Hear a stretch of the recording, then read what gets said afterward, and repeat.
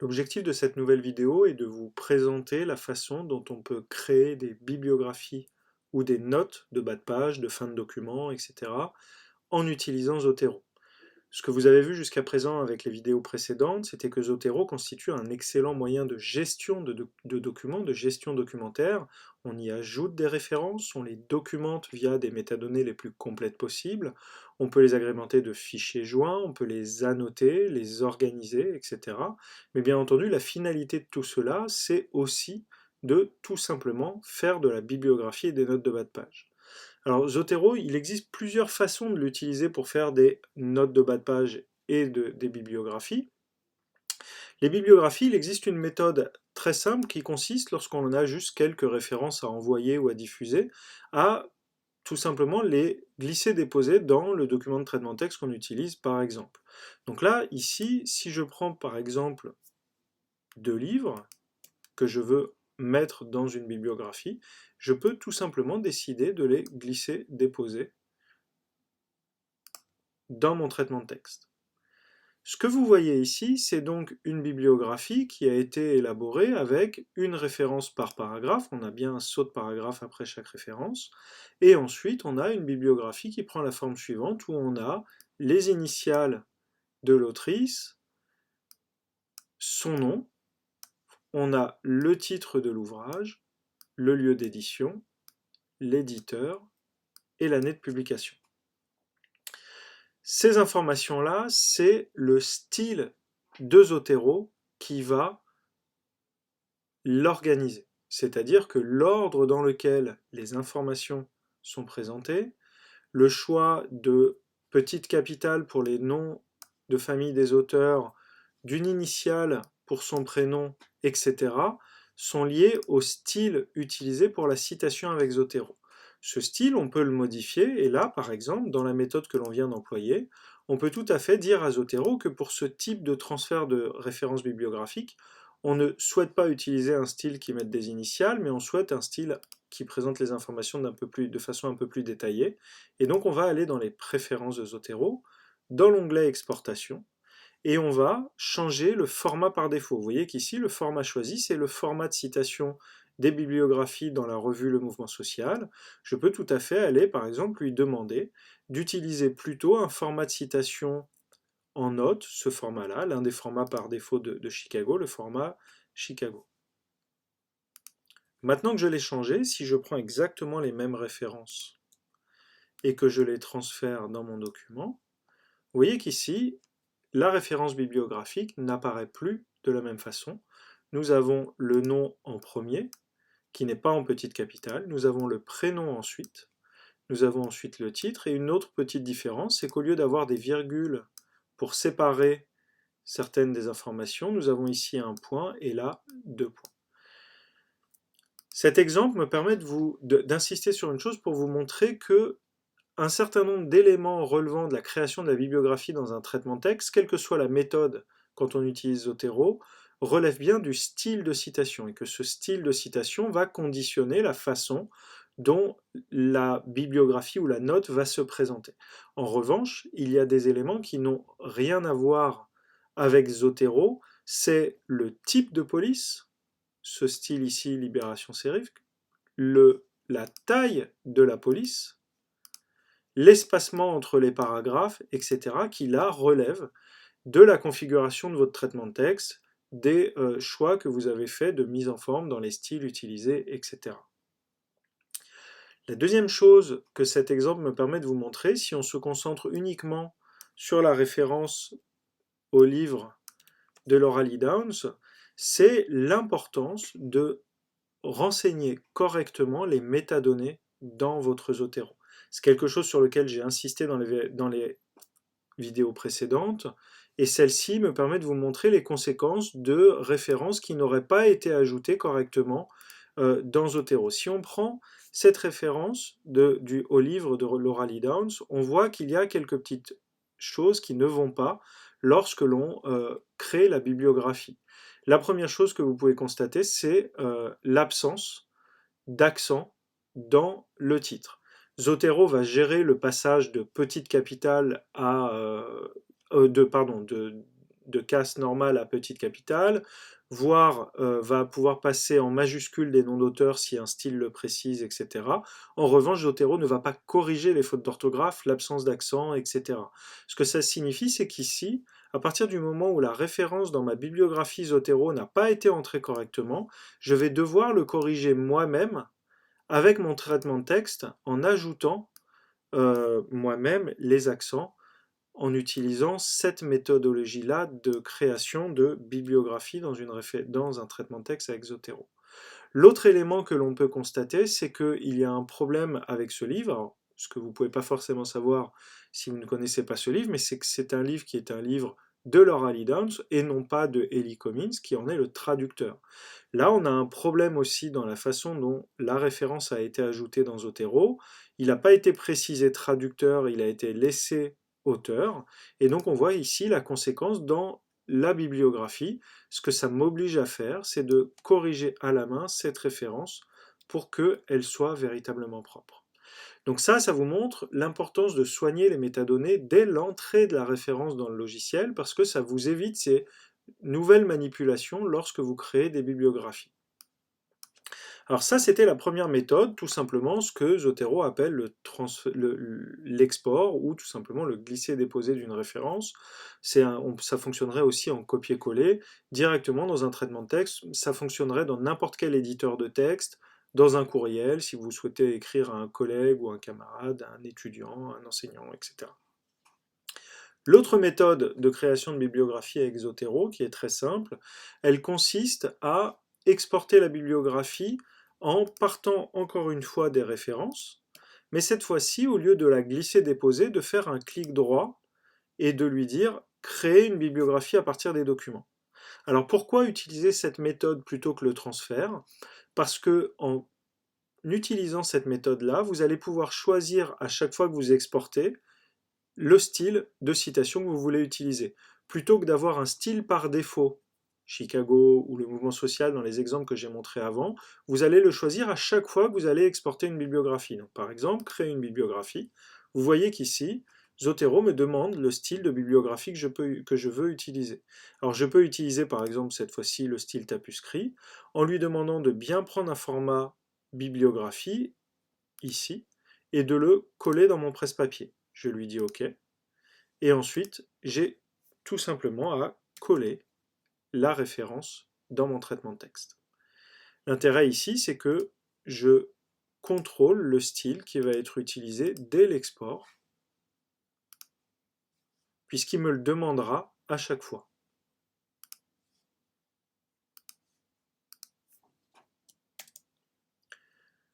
Donc vous voyez qu'ici, on a donc la création d'une bibliographie qui est ici encore très rapide et automatisée. La principale différence avec la méthode précédente, c'est le fait que le logiciel ne part pas d'un style par défaut, mais que j'ai le contrôle au moment de créer la bibliographie directement dans mon traitement de texte.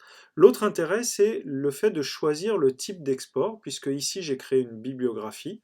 J'aurais pu tout à fait lui demander de créer une bibliographie, mais cette fois-ci, non pas en mode de création bibliographie, mais en mode de création note, comme si je faisais une note de bas de page.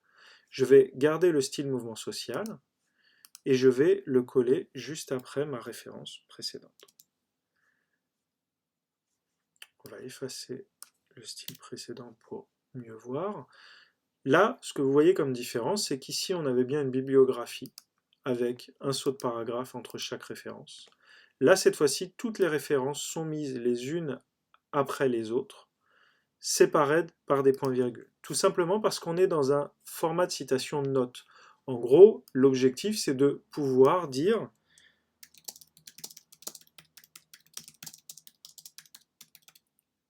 que je vais pouvoir tout simplement ajouter une référence à mon Zotero, cette fois-ci, non pas en allant le faire sous la forme d'une bibliographie, mais tout simplement en écrivant mon article et en lui disant je fais ma note de cette façon-là.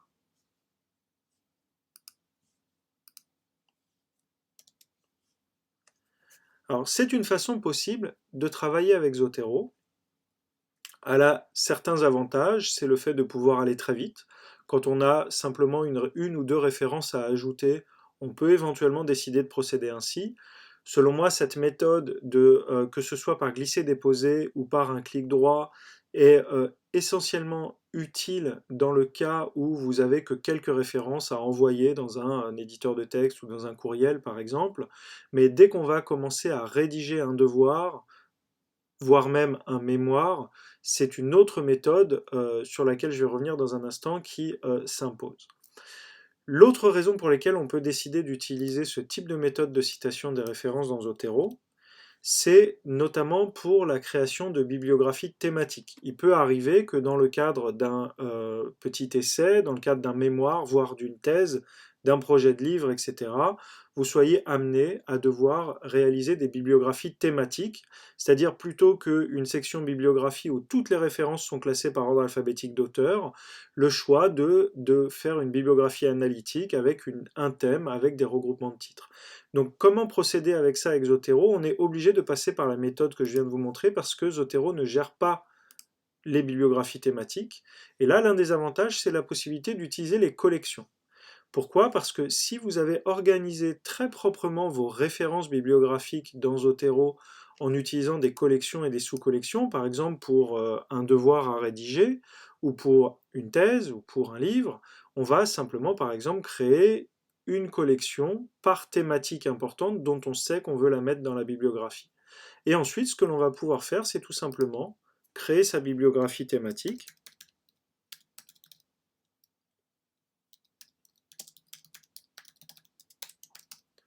en tapant thème 1, clic droit sur la collection, créer une bibliographie au format biblio,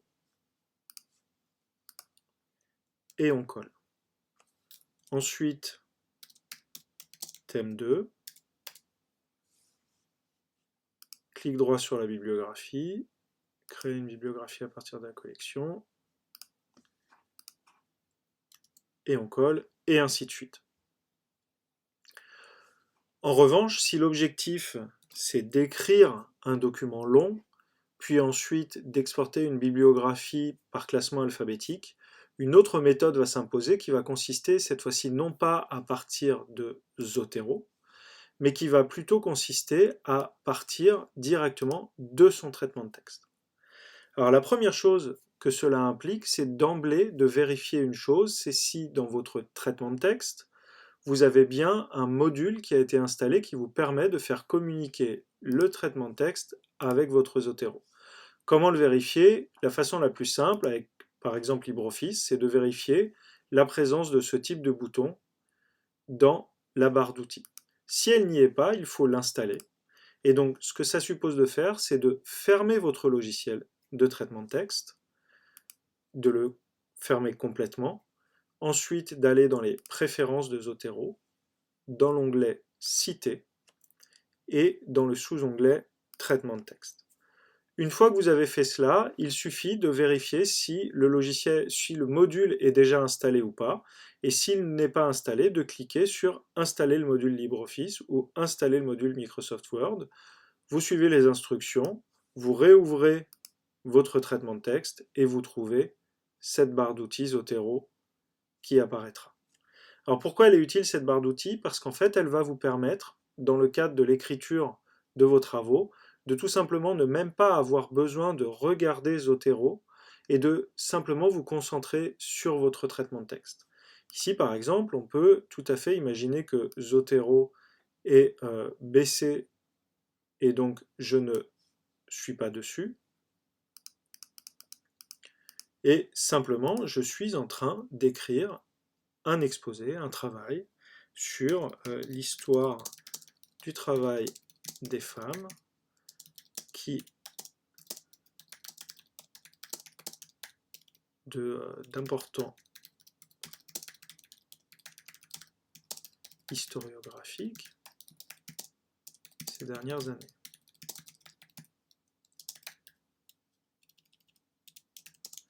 Je pense par exemple à un numéro, ou plutôt dossier de la revue Clio dirigé par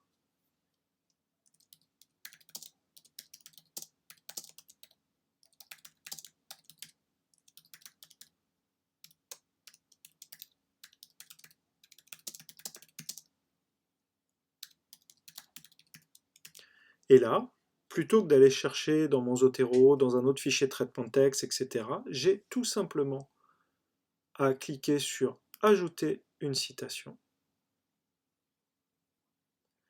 à choisir un style de citation.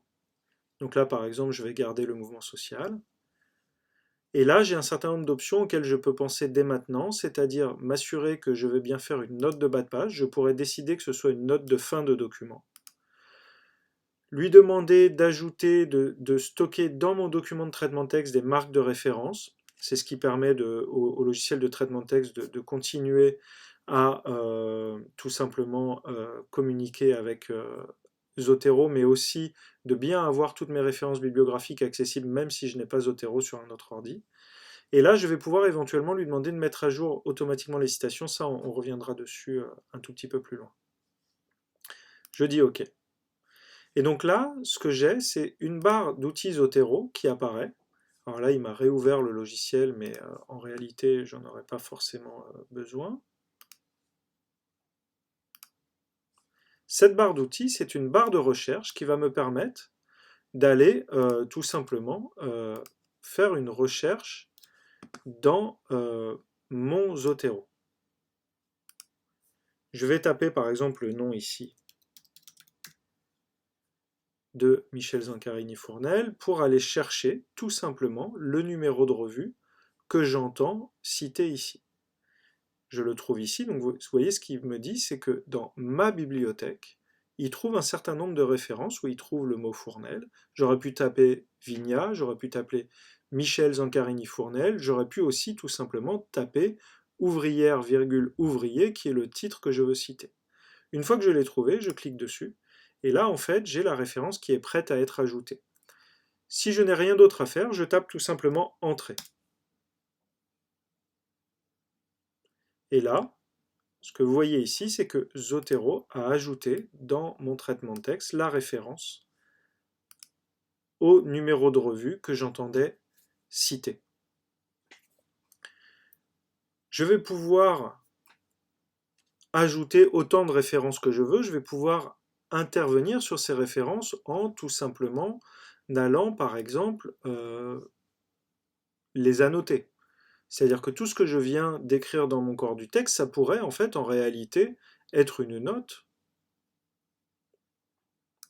une information que je ne mets pas directement dans mon texte, mais dans la note. Donc ce que ça veut dire, c'est que je pourrais tout à fait, par exemple, faire une petite remarque historiographique et dire, je vais ajouter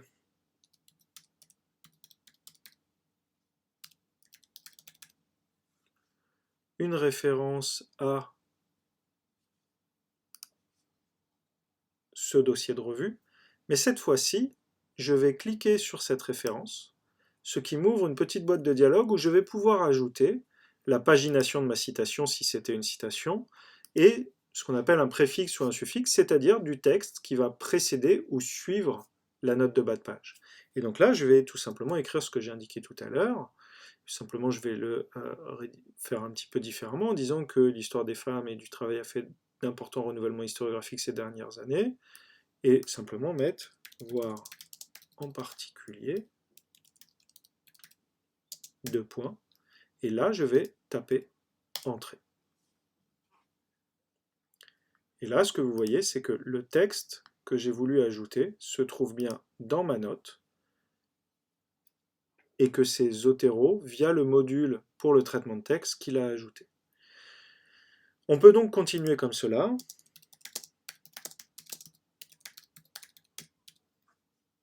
En ajoutant par exemple une citation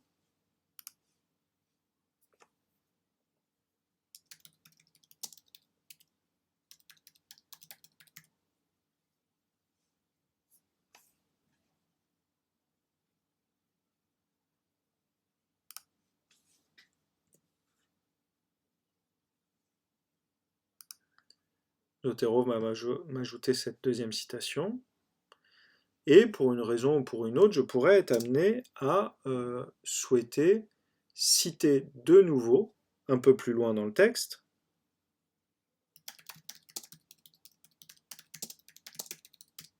exactement le même titre.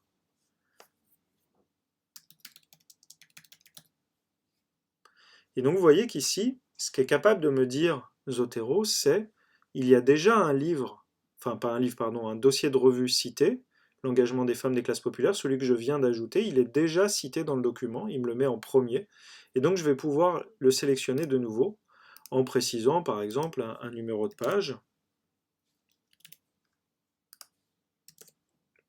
et en tapant Entrée. Et vous voyez que l'intérêt d'utiliser Zotero avec un module complémentaire, directement depuis son traitement de texte, le gros avantage par rapport à la méthode que j'ai commencé par vous présenter, c'est que le logiciel va gérer les IBID et les OPCIT. Si vous citez plusieurs fois une référence, il va être capable, tout simplement, de la repérer quelque part. On pourrait aussi imaginer que je cite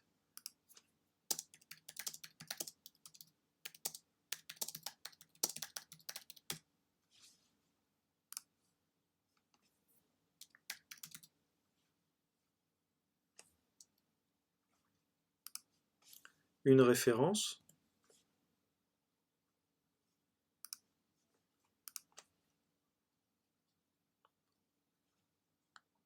par la suite et que je recite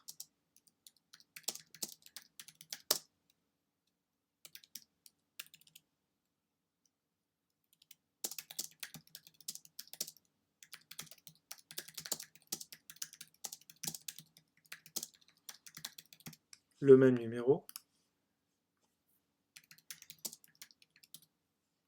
Vous voyez qu'il me dit toujours j'en ai un déjà cité. Et donc là, cette fois-ci, comme la référence est citée plus haut, mais qu'entre-temps, j'ai cité la référence de Xavier Vignat et Michel Zancarini-Fournel, eh bien, il ne me met pas IBID, mais il me met bien un OPCIT. Alors, le premier intérêt, c'est qu'il gère correctement les IBID et les OPCIT. Le deuxième intérêt, c'est qu'il les gère sur la durée. C'est-à-dire que si ce que je viens d'écrire change, il va être capable d'ajuster, de mettre à jour la bibliographie. Si on prend l'exemple ici, tout simplement, de ce dossier de revue qui est cité à 3 reprises. Une première fois en intégralité, une deuxième fois via un IBID, ici, et une troisième fois via un OPCIT. Imaginons que je supprime la note 2.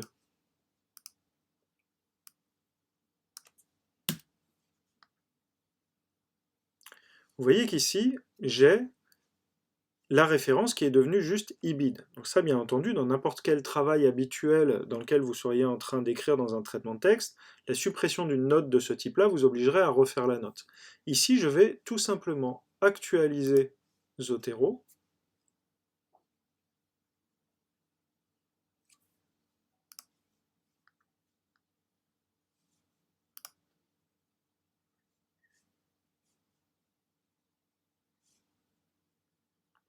Et il a refait la note correctement en mettant le OPCIT. Donc on gagne du temps au moment de l'insertion des références, mais on va aussi gagner du temps au fur et à mesure de l'écriture, puisque l'on n'aura pas à se poser la question de savoir si je dois mettre un artcite, un opcite, etc. dans le cadre du document. Alors ça tombe bien que cette fenêtre s'affiche immédiatement, puisque ça m'amène à cette question de la mise à jour des citations dans un document. Lorsque vous utilisez Zotero avec votre traitement de texte, à chaque fois que vous allez ajouter une référence dans votre traitement de texte, il va faire la mise à jour à laquelle on vient de procéder manuellement, c'est-à-dire en cliquant sur rafraîchir. À chaque fois qu'on va ajouter une référence, il va tenter de le faire. Donc une possibilité qui s'offre à nous, c'est ce que vous avez vu lors de l'insertion de la première note, c'est lorsque l'on ajoute la première référence, il nous demande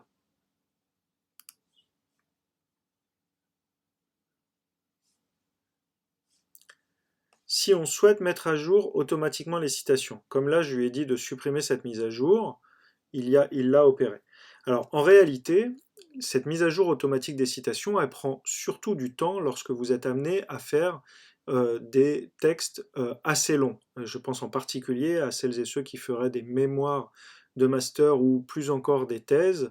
Il peut vraiment être utile de décocher, mettre à jour automatiquement les citations de façon à gagner du temps au moment où on insère les notes, puisque ça peut ralentir un tout petit peu la machine.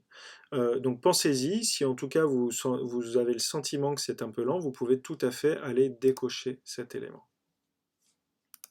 Alors l'autre élément important à avoir en tête ici, c'est sur le fait que lorsque l'on ajoute des références de cette façon-là, on n'est plus du tout dans la situation où on était tout à l'heure, en particulier lorsque une référence n'est pas de bonne qualité. Ici, là, les références sont entrées de façon à peu près propre, mais si je prends un autre exemple, dans lequel j'ai inséré volontairement une erreur, c'est cet article ici. Donc nous avons un chapitre de livre ici, dans lequel j'ai volontairement laissé le nom de l'autrice, Michel Perrault, en majuscule, car c'est un cas qu'on retrouve très régulièrement dans les aspirations automatiques de référence via le navigateur. Certaines bases de données, certains sites ou catalogues de bibliographie font qu'il est enregistré en majuscule. Plus rarement, mais ça arrive souvent, les étudiants en formation ont tendance à vouloir mettre les noms de famille en majuscules parce qu'ils veulent que dans leur bibliographie ça apparaisse ainsi. C'est quelque chose à absolument bannir, puisque vous voyez qu'ici, si je fais une note, par exemple, si je veux remplacer ma note 4, modifier ma note 4 et plutôt me dire ah non, en fait finalement je ne voulais pas citer le numéro dirigé par Ingrid Heiss et Malagali Della Suda, je veux plutôt citer ce chapitre écrit par Margaret Marouani et Michel Perrault. Eh bien je vais aller cliquer dans la référence, ensuite cliquer sur le bouton ajouter ou éditer une citation, et là vous voyez qu'il me remet la proposition, je vais supprimer, et donc je vais taper qui me trouve le chapitre, il me le trouve ici immédiatement. Et je vais taper Entrée. Et donc là, vous voyez que le problème de cette référence, c'est que là où Margaret Marouani est bien en petite capitale, mais Michel Perrault est en majuscule, en capitale. Et ça, tout simplement parce que Zotero, dans l'ajout au traitement texte, ne peut pas tout simplement rebasculer en bas de casse, en petite capitale ou en police normale, et donc le majuscule qu'on a ajouté est maintenu. Pour modifier cela, il ne faut pas le faire à la main directement dans la référence bibliographique. Pourquoi? La première chose, c'est parce qu'ensuite, si on fait des modifications à la main, donc si par exemple je le fais ici, et qu'ensuite je fais du rafraîchissement,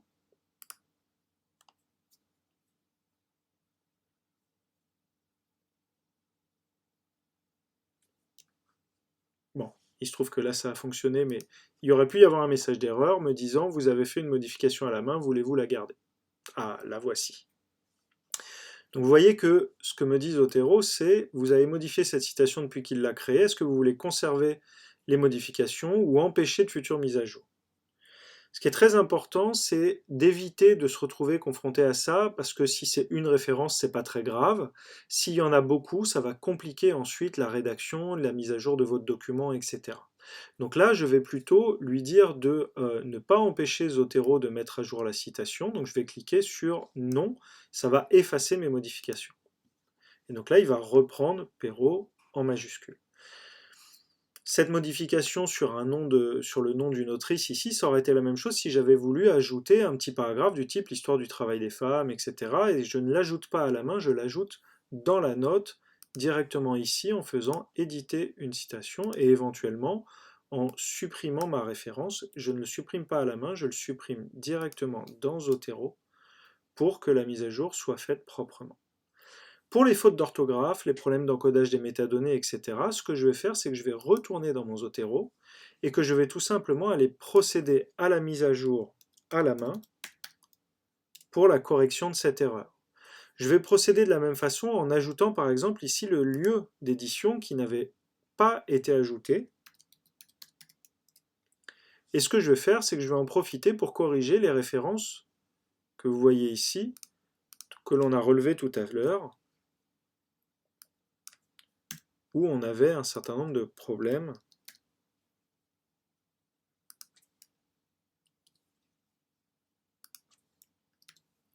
dans la référence, le traducteur. Pour le reste, c'est bon. Et donc là, ensuite, maintenant que j'ai fait cette modification, vous voyez qu'ici le Perrault est en majuscule.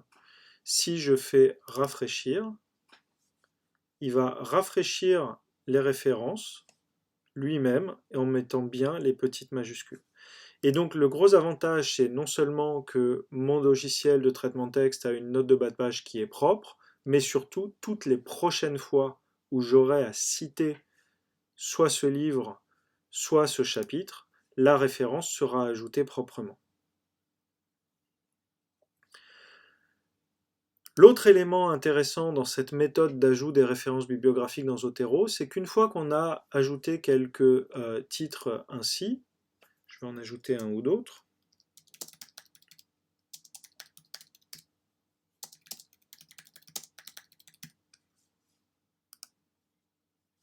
on va ajouter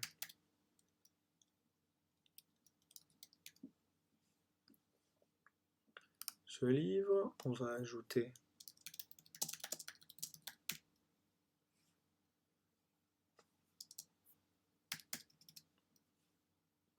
ce billet de blog, et nous allons ajouter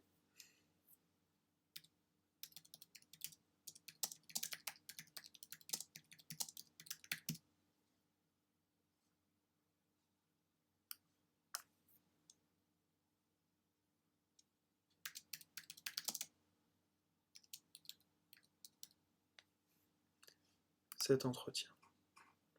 Je termine par entrée, on termine toujours par entrée lorsque le champ de recherche est ouvert. Vous voyez que Zotero a été capable de m'ajouter tout simplement les trois références les unes après les autres en mettant des points-virgules après dans l'ordre dans lequel je les ai ajoutées. L'intérêt d'utiliser les notes de bas de page avec Zotero, c'est de nous faciliter aussi la création d'une bibliographie en fin de document qui sera classée par ordre alphabétique. Cette fois-ci, je n'ai pas besoin d'aller dans Zotero, je reste dans mon traitement de texte et j'ai tout simplement à côté du bouton ajouter ou éditer une citation, un bouton ajouter ou éditer une bibliographie. Et donc je vais cliquer sur ce bouton. Et comme vous pouvez le constater, une bibliographie a été ajoutée de façon automatique.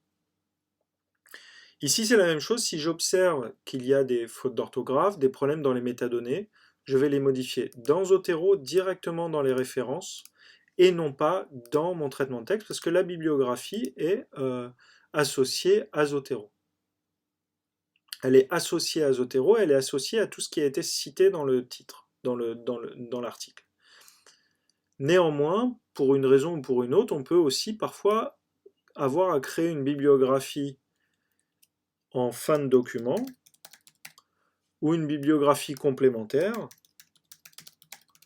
dont l'objectif n'est pas d'ajouter toutes les références citées dans le document, mais d'en ajouter d'autres ou d'en enlever certaines, etc. Eh bien, tout simplement, ce que je vais faire, c'est que je vais modifier ma bibliographie. Et donc en cliquant sur le bouton, cette fois-ci, j'ai un champ qui s'affiche qui me présente toutes les références qu'il y a dans mon traitement de texte, avec la possibilité d'aller les ajouter ou les supprimer. Ici, j'ai toutes mes collections de ma bibliothèque. Là, je suis dans la collection test à l'intérieur de laquelle figurent toutes les références sur lesquelles on travaille depuis tout à l'heure. Et je peux tout à fait dire, bon, finalement, je ne veux pas citer ce livre-là pour une raison ou une autre. En revanche, je veux ajouter celui-là, par exemple. Je vais ensuite faire OK. Et là, vous voyez que la référence au livre de Françoise Thébault, Écrire l'histoire des femmes et du genre, n'apparaît plus dans la bibliographie. En revanche, le livre de Laura Lee Downs a bien été ajouté. Ce qui me permet de constater que j'ai oublié de corriger l'un des accents. Je vais le corriger ici. Et dans mon Zotero, je vais rafraîchir. Et là, vous voyez,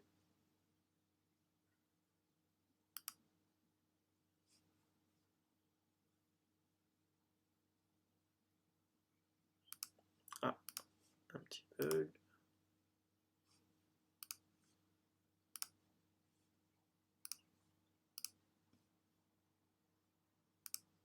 Bon, malheureusement, un petit bug, il devrait corriger normalement le petit accent, c'est pas très grave.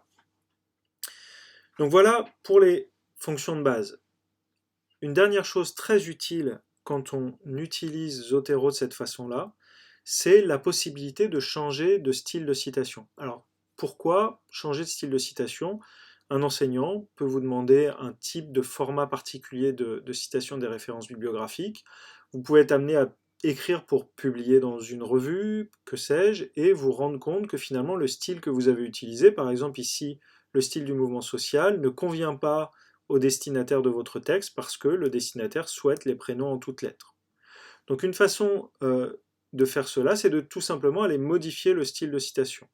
L'autre raison pour laquelle on peut être amené à modifier le style de citation, même si on ne nous a pas du tout donné de consignes, et donc que finalement les prénoms en initial seraient largement acceptés, une autre raison qui pourrait vous conduire à vouloir ne pas citer votre bibliographie avec ce style-là, c'est que, par exemple, certains styles ne prennent pas très bien en charge, pour des raisons d'encodage initial, les citations de certains types de documents. Donc si on prend par exemple l'exemple que l'on a sous les yeux ici, tous les articles ou les chapitres ou les livres sont cités correctement.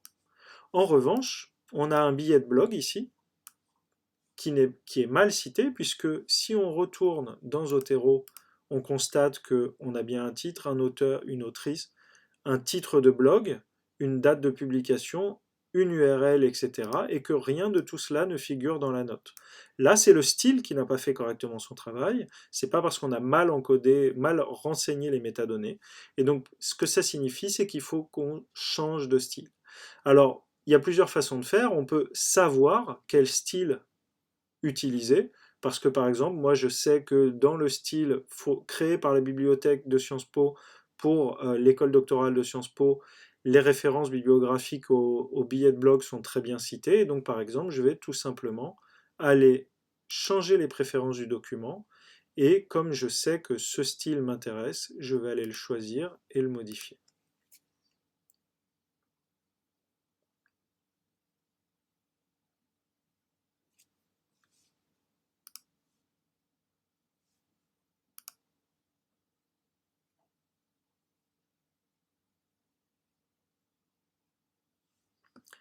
Et donc, ce que vient de me faire mon traitement de texte ici, c'est qu'il a modifié toutes les notes et la bibliographie. Vous le voyez immédiatement, le nom apparaît en premier en petite capitale suivi du prénom et non plus les initiales.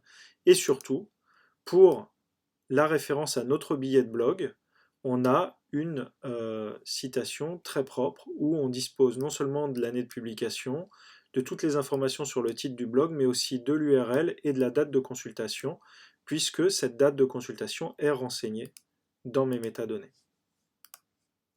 Bien entendu, il a changé la bibliographie, mais il a changé aussi les notes directement dans Zotero.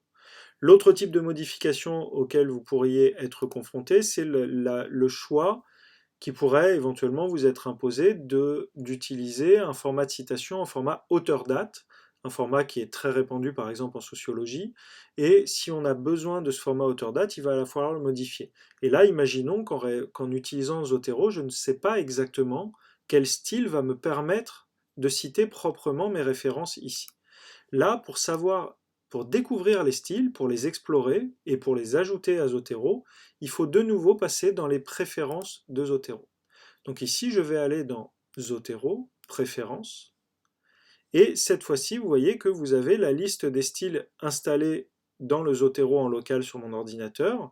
Alors vous en avez un peu moins si vous venez d'installer le logiciel, puisque tout simplement j'en ai ajouté quelques-uns, par exemple le tapuscrit, le mouvement social, Zotero, le style de Sciences Po, etc., 20e siècle, tout ça, tous ces styles de revues ou d'écoles doctorales, etc., ne sont pas préinstallés. Comment je les ai trouvés? Tout simplement en cliquant ici sur Obtenir d'autres styles. En cliquant sur ce bouton, j'accède à une fenêtre qui me présente le dépôt des styles de Zotero. Ce sont les styles qui ont été vérifiés par Zotero. Les installer ne comporte strictement aucun risque sur votre ordinateur. Et donc là, en fait, je vais tout simplement pouvoir essayer d'aller chercher un style qui me convienne. Donc là, je vais avoir des filtres déjà, format auteur, auteur-date, et le format note, le note de bas de page, le format numérique, etc. Je vais avoir des champs qui correspondent grosso modo aux disciplines, où je vais pouvoir aller cliquer sur histoire par exemple.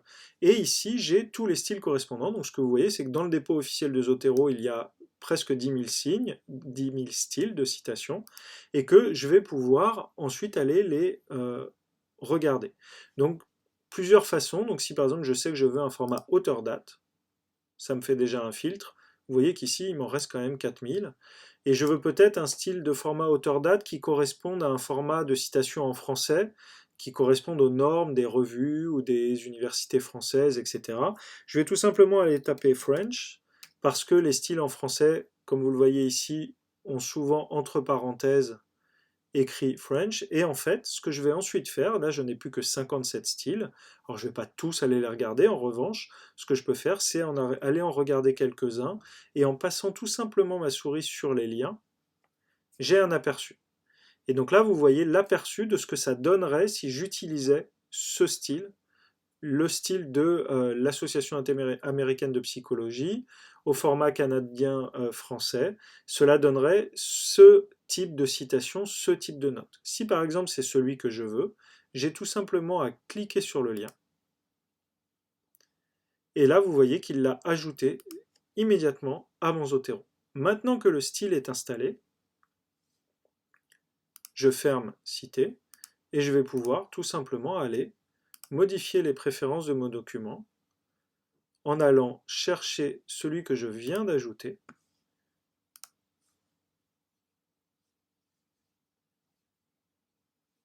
Et là, vous voyez que, tout simplement, mes références sont citées exactement comme je le souhaite. Alors ça, c'est une fonction qui peut être vraiment très utile parce que là, pour le coup, certains ou certaines de celles et ceux qui regardent cette vidéo ont certainement déjà été confrontés au fait de devoir reprendre l'intégralité d'un texte un peu long parce qu'un éditeur, un enseignant, etc. nous demande de modifier le style de citation. C'est une question qui ne se pose absolument plus si on utilise Zotero correctement. Dernière chose, sur ces formats de citation et de bibliographie, vous le voyez ici en utilisant LibreOffice, puisque c'est grisé, en réalité, il y a bien un lien et des scripts qu'il y a insérés derrière mon logiciel de traitement de texte pour lui permettre de communiquer avec Zotero. Il peut arriver, très rarement, que l'on souhaite supprimer ce lien avec Zotero pour éventuellement réintervenir manuellement dans le traitement de texte. Imaginons que là, ici, par exemple,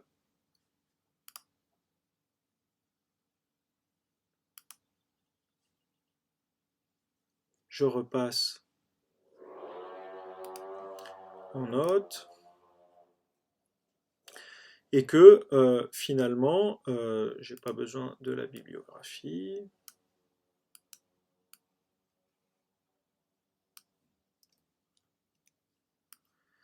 Et que finalement, je souhaite intervenir manuellement dans le texte ou que je souhaite pouvoir envoyer mon traitement de texte à un ou une collègue, un ou une camarade qui n'utilise pas Zotero, qui trouve ça embêtant quand il ou elle est dans les notes et que en passant à la main comme ça ici par exemple, on ait ce petit type de bulle qui apparaît, etc. On peut rompre le lien avec Zotero. Comment on rompt le lien avec Zotero? On a un bouton ici qui est très simple qui nous dit Unlink Citations. Je clique dessus. Et là, on me dit attention, la suppression des codes champs empêchera ensuite Zotero de mettre à jour les citations. Je lui dis oui.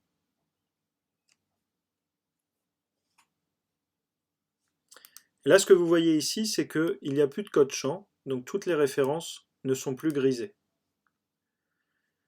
Et donc, le logiciel n'a plus aucun lien avec Zotero. Ce que ça signifie, c'est que par exemple, vous le constatez ici, il y a un problème avec le style que j'ai choisi, c'est que le style que je viens de choisir n'a pas cité correctement mes références, on n'a aucun titre de revue.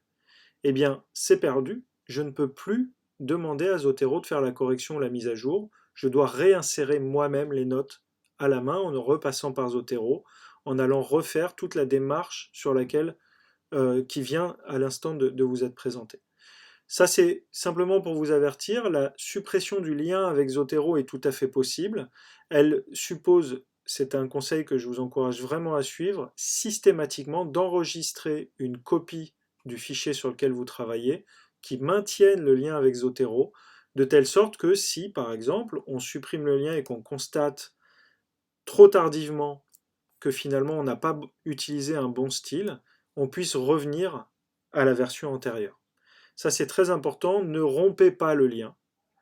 Et si vous le rompez, pensez systématiquement à bien sauvegarder votre document de traitement de texte avec les liens pour pouvoir y revenir. J'insiste là-dessus, envoyer un document de traitement de texte avec des références Zotero dans les codes champs n'empêchera jamais l'un de vos enseignants, une ou l'une de vos enseignantes de consulter vos documents de traitement de texte. Néanmoins, si vous devez partager un document et que la personne à qui vous l'adressez souhaite juste l'imprimer directement, par exemple, ou le lire sur écran, la meilleure solution, c'est tout simplement de l'enregistrer en format PDF et il n'y aura aucun lien avec Zotero dans votre document PDF. Dans le cas où vous voudriez vraiment envoyer un fichier en traitement de texte, le mieux est de laisser le lien dans Zotero et si vraiment vos interlocutrices ou interlocuteurs ont un problème avec ces codes champs, de rompre le lien, mais uniquement pour une version de travail que vous enverriez, mais en gardant une version de votre côté. Tout ce qui vient de vous être présenté ici fonctionne avec LibreOffice. Je ne détaille pas pour les autres traitements de texte, mais tout fonctionne exactement de la même façon avec, par exemple, Microsoft Office. Simplement une mention rapide. Cette fois-ci, on n'a pas des boutons dans la barre d'outils, mais bien un des onglets du ruban qui contient l'ensemble des boutons que nous venons de voir. Donc on peut ajouter une référence bibliographique.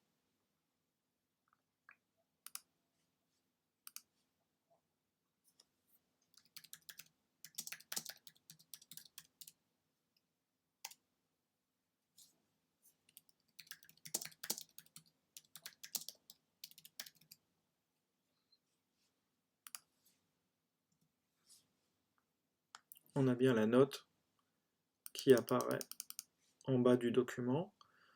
Si on veut l'éditer, c'est exactement... Mince.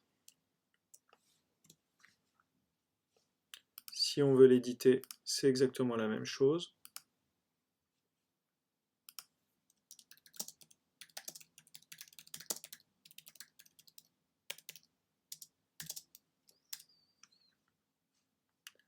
Et on peut donc bien sûr créer une bibliographie.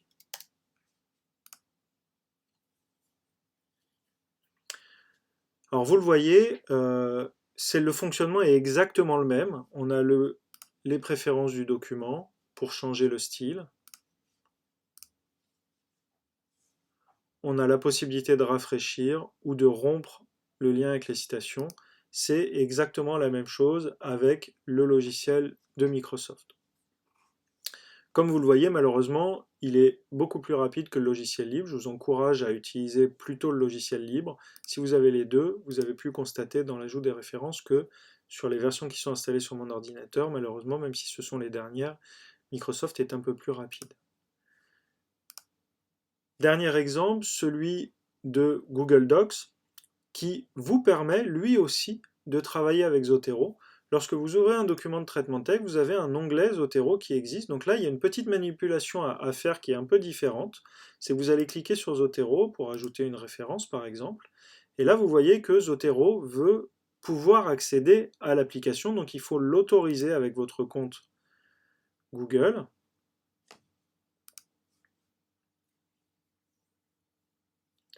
On choisit un style de citation. Et on va pouvoir faire une recherche pour ajouter une référence.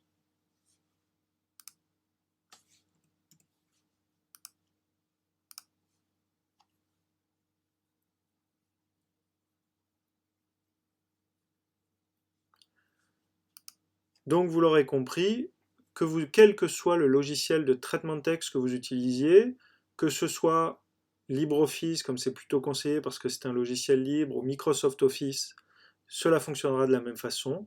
Et si vous avez plutôt l'habitude d'utiliser Google Doc pour travailler avec vos camarades ou avec des collègues, vous pouvez tout à fait utiliser Zotero avec votre logiciel Google Doc. Et si vous êtes obligé de travailler avec un logiciel de ce type-là alors que vous préférez les formats libres, n'oubliez pas que vous pouvez tout simplement ensuite le télécharger au format Open Document qui fonctionne parfaitement avec LibreOffice. L'ensemble sera bien entendu sur votre ordinateur. Alors il y a une chose qui est très importante à relever en revanche sur l'utilisation de Google Docs, c'est que en réalité les citations qui sont ajoutées dans votre logiciel, enfin dans Google Docs, ne correspondent pas exactement aux ajouts que vous aviez sur votre traitement de texte depuis votre Zotero local, puisqu'en fait ce que Google Doc fait, c'est pour ça qu'il a demandé l'autorisation de communiquer avec, c'est qu'il va chercher les références dans votre bibliographie hébergée sur les serveurs de Zotero. Ce qui veut dire que quand je vais enregistrer la version,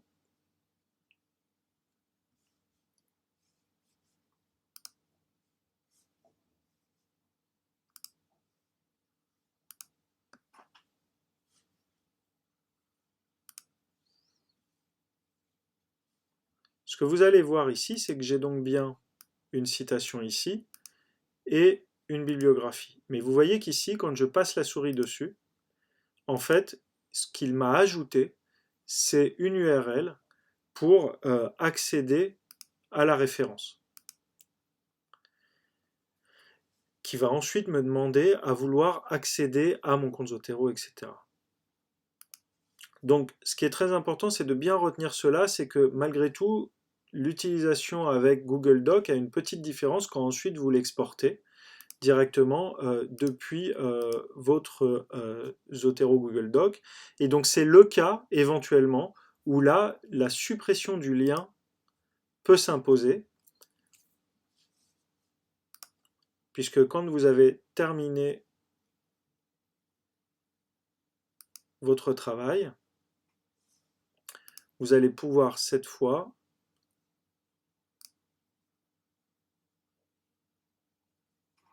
l'enregistrer directement.